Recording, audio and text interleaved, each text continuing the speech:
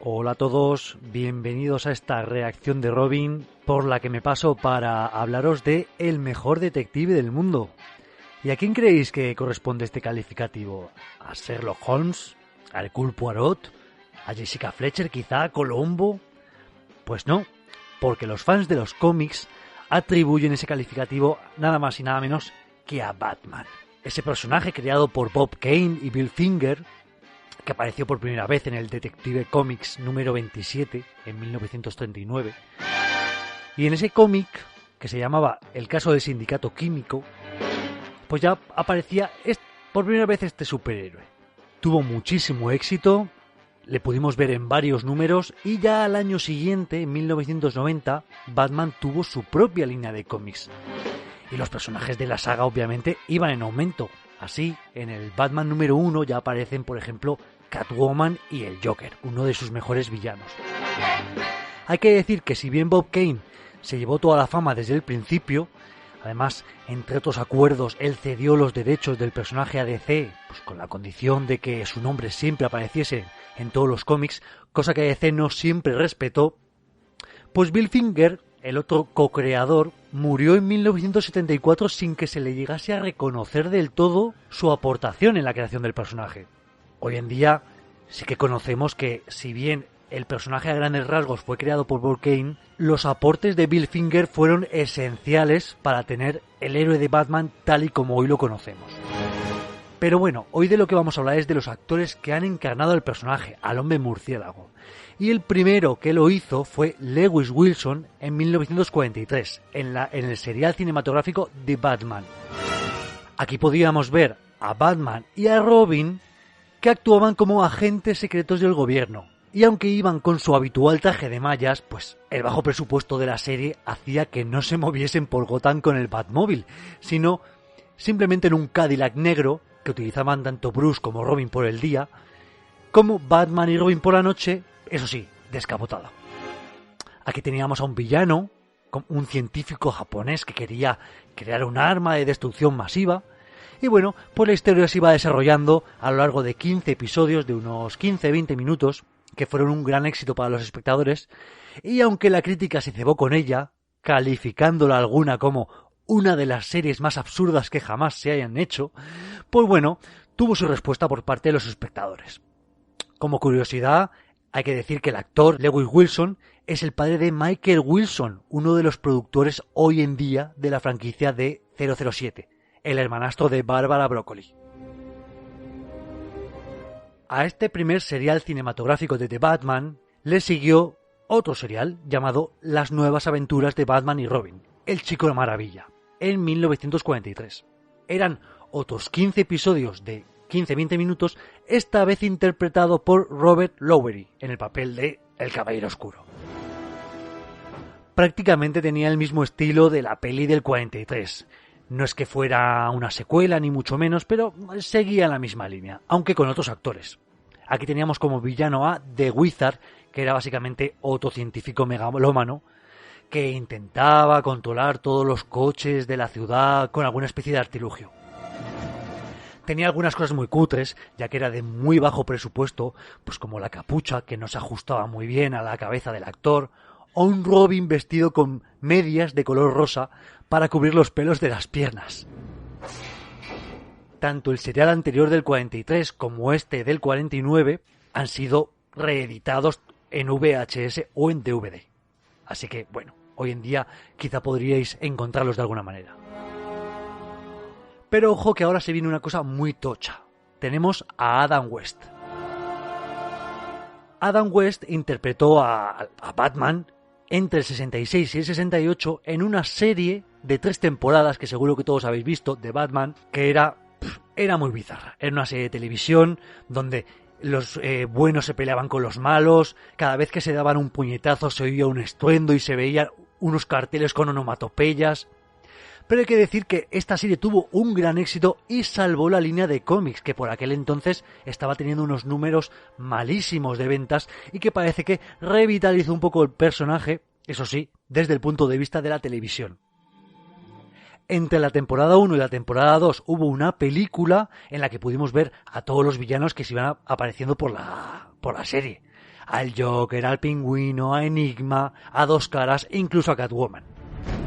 Era una serie muy surrealista en la que veíamos un montón de gadgets, incluso veíamos el mítico spray antitiburones, esas escaladas por la pared de los edificios, pero llegó a tal cota de éxito que todos los famosos querían aparecer en ella, así que teníamos cameos de la altura de Bruce Lee, Ted Cassidy e incluso Vincent Price. Llegó a tener 3 temporadas de 120 episodios de unos 30 minutos, y bueno, si bien fue una revelación en la cultura pop que salvó esa venta de los cómics que decíamos antes, luego ya a partir de la temporada 3 los índices de audiencia cayeron, se redujo el número de emisiones, los capítulos cada vez eran más sosos, con unos guiones más enrevesados, más surrealistas.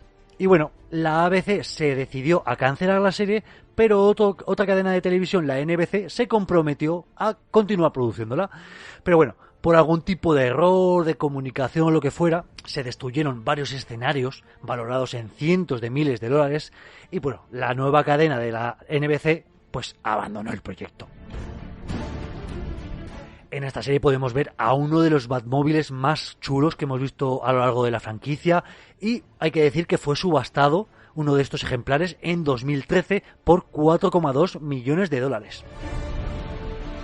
El actor Adam West, hay que decir que después de esta serie tuvo problemas para continuar encontrando papeles a su medida porque todo el mundo le encasilló demasiado en el papel de Batman.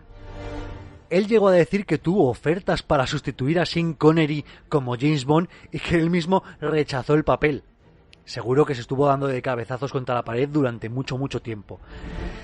Básicamente su trabajo posterior se vio relegado a hacer de actor de doblaje en muchas películas de animación, pero bueno, hay que decir que consiguió un papel recurrente en la serie Padre de Familia, donde puso voz al alcalde de Cuajo de esa ciudad, que se llamaba igual que él, Adam West. Adam West murió en 2017 a la edad de 88 años, pero seguirá vivo en nuestros corazones para siempre. Parece que el mundo del cine ya estaba cansado de seriales, de series de televisión y los fans estaban preparados para ver un largometraje de Batman. Y sería a manos de Tim Burton, famosísimo director, que encontró en Michael Keaton el Batman perfecto. Aunque Michael Keaton era conocido por hacer papeles de comedias, como por ejemplo La loca aventura del matrimonio o Beetlejuice, del propio Tim Burton, pues aquí tendríamos al primer Batman serio. Hoy en día se puede ver a Michael Keaton pues poquita cosa para lo que viene a ser hoy un superhéroe, pero por aquel entonces convenció mucho e hizo un gran papel.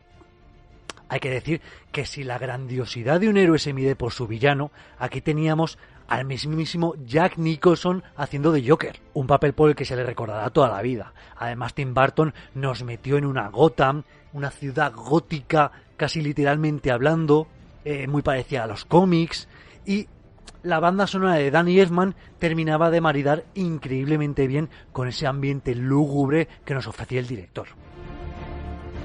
Hay que decir que esta Batman de 1989 rompió todos los récords y con solo 35 millones de presupuesto logró 411 de recaudación.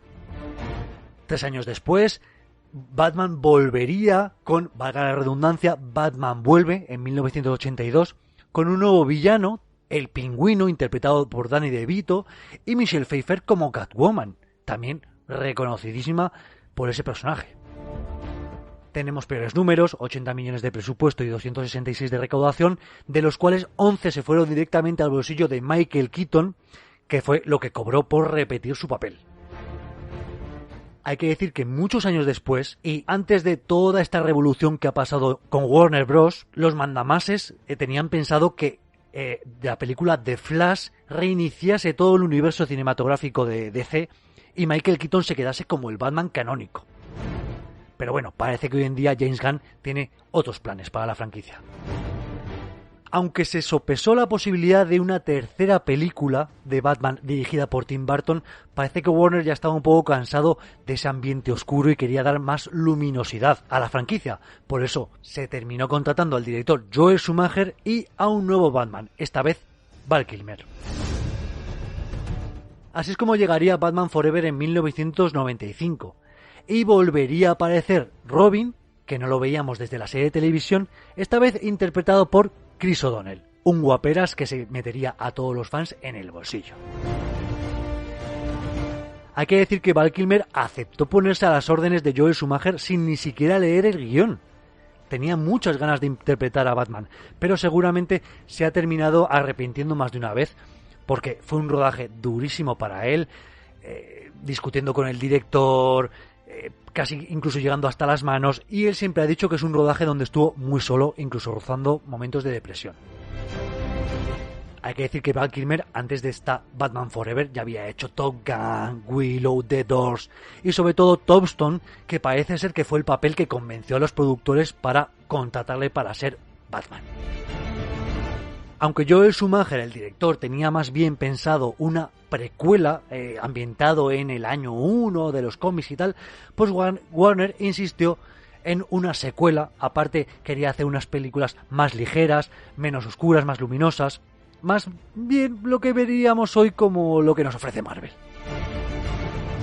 Aquí podíamos ver a villanos como Dos Caras de Tommy Lee Jones o Enigma de Jim Carrey, que por cierto entre ellos se llevaban fatal, pero eso sí, teníamos al mismo Alfred que en las películas anteriores, interpretado por Michael Caine.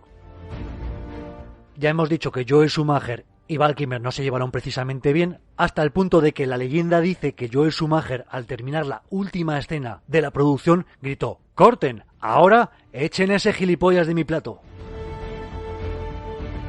Yo he de decir que si no siempre he sido un amante del actor Val Kilmer, tengo un renovado aprecio por él después de ver su documental Val, que creo que lo podéis encontrar en Filmin, donde se puede ver pues toda su carrera, sus opiniones y tal y como está hoy, que después de un cáncer de garganta, pues la verdad es que está muy pochico el pobre y que esperamos que, bueno, que vaya remontando y que pueda demostrar todo lo que ha sido capaz de dar de sí. Esta Batman Forever tuvo 100 millones de presupuesto y 366 de recaudación, lo que llevó a buscar una secuela por parte del estudio. Una secuela que Val Kilmer no estuvo para nada interesado en interpretar, así que tenemos a un nuevo Batman, una vez más, esta vez interpretado por el guaperas de moda, George Clooney.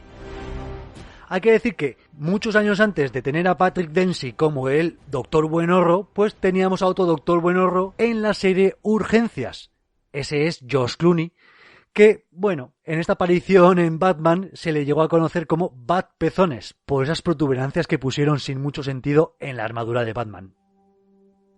Así, en 1997, Joel Schumacher se volvería a poner a los mandos de la producción para traernos Batman y Robin. La interpretación de George Clooney no convenció a nadie, se le conoce como uno de los peores Batman de la franquicia, y bueno, yo creo que es un buen actor, pero lo mejor vendría después de esta Batman y Robin. Podido verle en La Delgada Línea Roja, Buenas noches y buena suerte, Argo, Los idus de marzo o Gravity, haciendo grandes papeles, pero digamos que aquí no tuvo su película. En Batman y Robin tenemos a Batgirl, interpretada por Alicia Silverstone, y villanos como Uma Thurman en el papel de Hydra Venenosa, Poison Ivy, pero sobre todo tenemos a un Arnold Schwarzenegger como Mr. Freeze, papel por el que cobró hasta 25 millones de dólares, muchas veces para ni siquiera aparecer, porque todo lo que eran planos donde no se veía su cara le interpretaba un doble de cuerpo. Hay que decir que es una película muy fallida, criticada como una de los peores de la saga, incluso nominada a los Razzie, los anti-Oscar. Incluso la recaudación tampoco es que acompañase, porque si tenemos 125 millones de presupuesto, solo 238 fueron de recaudación. Y bueno, estaba planificada una secuela que se iba a llamar Batman Unchained, en la que el espantapájaros iba a resucitar al Joker de Jack Nicholson, incluso interpretado por él, pero nada, terminó siendo cancelada. Así, desde 1997 no tendríamos ninguna otra película hasta 2005, donde el gran director Christopher Nolan resucitaría la saga. El actor elegido para interpretar al Hombre Murciélago sería Christian Bale, conocido por El Maquinista, El Imperio de Fuego, American Psycho, un actor muy camaleónico que se mete mucho en el personaje y hace lo que haga falta para interpretarlo. perdiendo peso hasta los 50 kilos, por ejemplo, en El maquinista, o ganándolos hasta los 90 y tantos para interpretar al vicepresidente de Estados Unidos, Dick Cheney.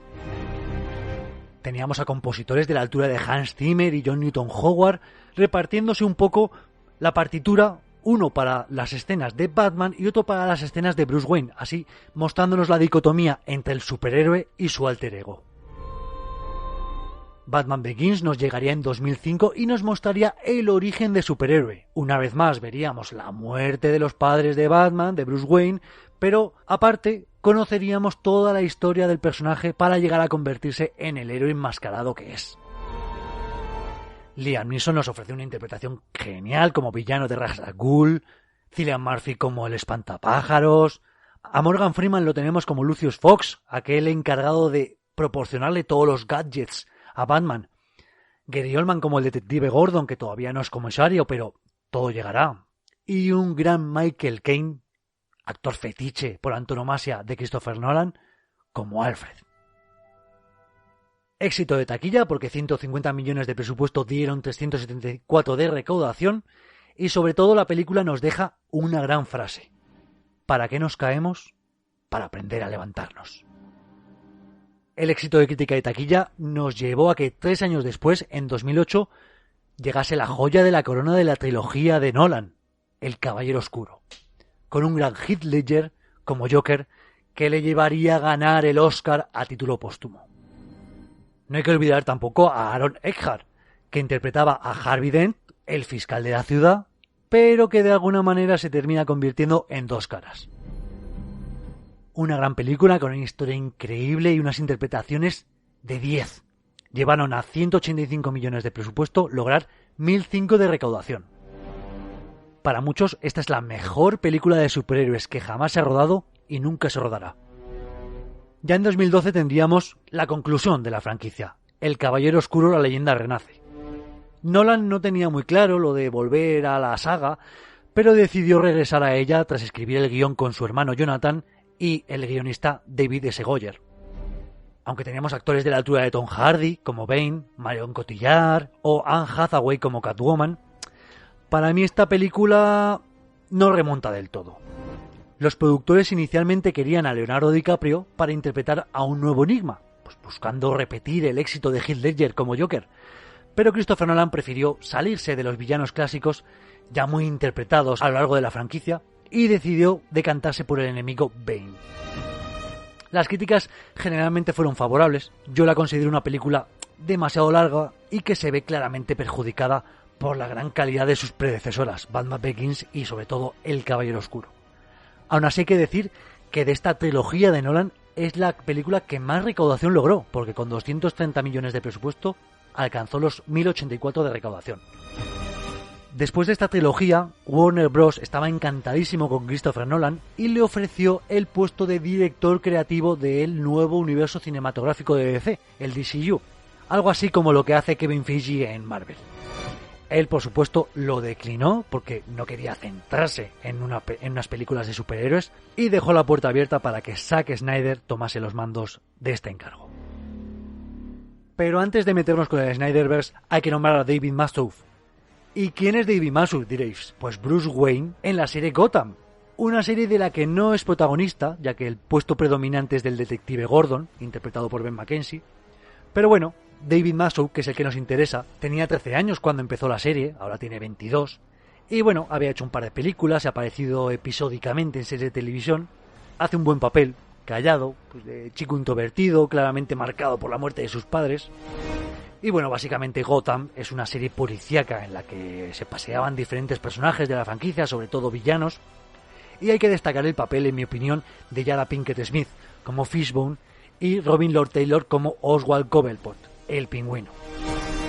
La serie se alargó durante 5 temporadas y 100 episodios, y hay que esperar hasta la 4ª temporada para ver a un Bruce Wayne más maduro, ya luchando contra el crimen, jovencico, al principio simplemente como un héroe encapuchado y luego ya cada vez con un atuendo más parecido al de Batman. La serie se desarrolló entre 2014 y 2019 y bueno, la nombro aquí a título anecdótico. Al fin y al cabo es un Batman más en nuestra larga lista de actores. Pero ahora sí podemos hablar del Snyderverse y el actor que lo interpretó, Ben Affleck. Zack Snyder nos ofrece un Batman más aquejado, más del universo Ultimate, a Batfleck, ¿no? ¿Pero qué no ha hecho Ben Affleck en el mundo cinematográfico? Pues salvar al mundo en Armageddon, ser un ángel caído en Dogma, convertirse en un as de la aviación en Pearl Harbor, o saltar de azotea en azotea siendo un superhéroe ciego en Daredevil. Pero es que también se le da bien ser guionista, como en el indomable Will Hunting, o incluso dirigir, como en Argo. Pues bien, después de todo esto, aún encontró tiempo para ser un playboy millonario y vestirse de negro por las noches para luchar contra el crimen. Así es como en 2016 Zack Snyder nos trajo Batman vs Superman, que es básicamente una continuación de Man of Steel, y ya nos vamos metiendo más profundamente en el Snyderverse. Teníamos a villanos como Doomsday y Lex Luthor, interpretado por Jesse Eisenberg, que para mí no me gustó nada esa interpretación, pero también figuras como Gal Gadot y su Wonder Woman, una aparición estelar del personaje dentro de este universo. Hans Zimmer repetía en la composición de la música, esta vez acompañado de Yankee Exhale, una banda sonora de impresión en mi opinión. Y bueno, la verdad es que tuvo críticas negativas, en mi opinión es una película no entendida del todo. Vemos ahí una pelea de Batman contra Superman, resuelta un poco por el hecho de las Martas, que digo yo, que es que las madres de ambos superhéroes se llaman igual. Pero bueno, terminamos viendo la muerte de Superman, que dramáticamente es increíble. También destacar a un nuevo Alfred, encarnado por Jeremy Irons, que no lo hace mal del todo. Y bueno, simplemente hay que decir que a los que no les gustó la película, yo les diría que se animen con la Ultimate Edition, que es un montaje del director de unos 30 minutos más de duración, donde creo que todo está mejor explicado.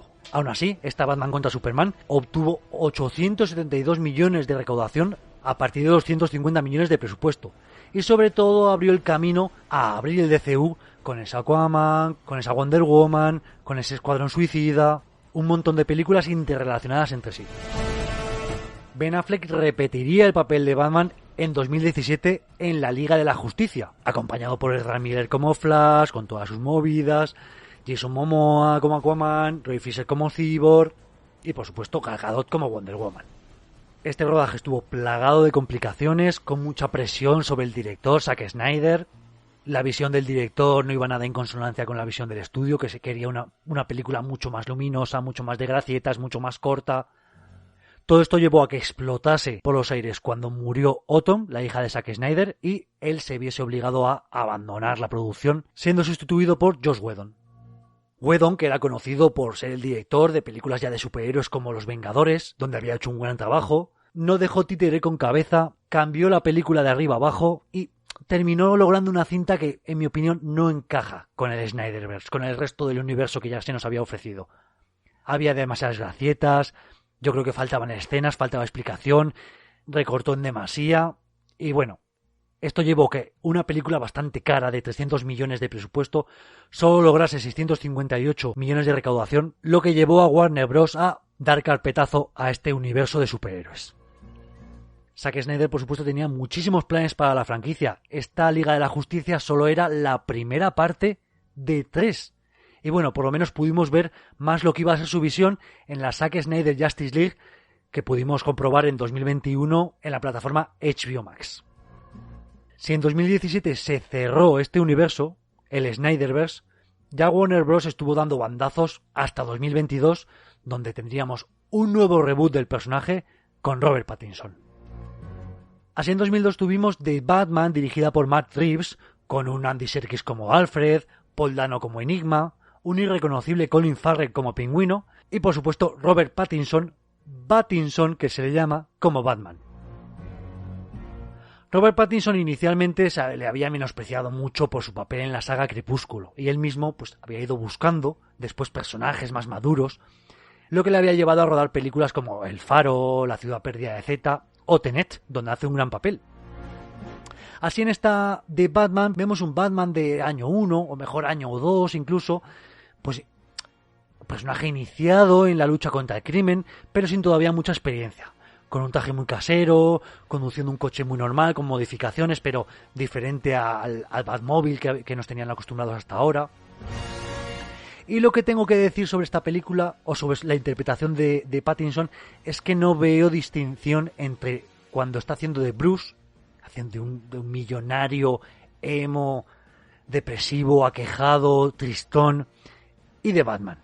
O sea, no vemos una diferencia cuando está como civil a cuando está de superhéroe. Me gusta la imagen que da, la película, muy retro, el vestuario, el atrecho. La banda sonora, aunque está firmada por uno de mis compositores favoritos, Michael Giacchino, creo que podía dar más de sí. Pero bueno, aún así, con 180 millones de presupuesto se obtuvieron 770 de recaudación, así que esto le va a llevar a tener una secuela que la esperamos para 2025. Podemos decir que esta de Batman es una película independiente que va a tener una secuela también independiente que no va a entrar dentro del nuevo plan de James Gunn para DC. Él tiene pensado una nueva película de Batman y Robin llamada The Brave and the Bold, que es así que estará conectada con el resto de DCU, por lo que tendremos a un nuevo actor que interpretará al Hombre Murciélago. Y bueno, básicamente esos serían todos los actores que han interpretado a Batman en el cine o en la televisión, pero no podemos olvidarnos una vez más de todas esas películas de animación. Y por nombrar solo a algunos de los actores de doblaje, tenemos a Olan Soul, Kevin Conroy, Diedrich Bader o Rino Romano. Pero tampoco nos podemos olvidar de que hay varios proyectos que se rechazaron. Varios de ellos iban a ser continuaciones con los actores que ya habían dado vida al Hombre Murciélago, pero he seleccionado algunas películas que iban a tener nuevos intérpretes. Se supone que en 1985 tendríamos que haber tenido un Batman dirigida por Ivan Reitman, el director de Cazafantasmas, en la que íbamos a tener un Joker interpretado por David Bowie, ojito cuidado, y al mismísimo Bill Murray como Batman. Vamos, una cosa loquísima, no me puedo imaginar lo que habría sido.